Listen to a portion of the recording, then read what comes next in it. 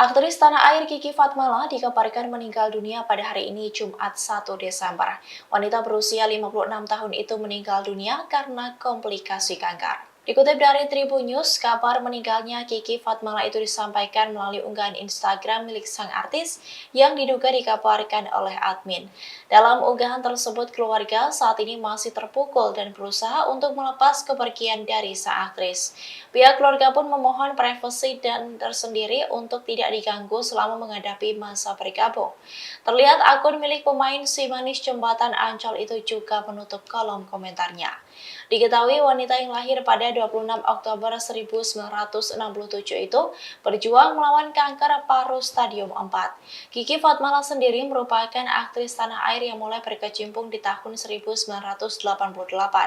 Namanya mulai melambung ketika berperan sebagai Mariam dalam sinetron horor komedi Mariam Si Manis Jembatan Ancol 2 di tahun 1994. Setelah lama tak muncul di layar kaca, ia menjadi guru aerobik dan mendirikan sanggar bernama Giva.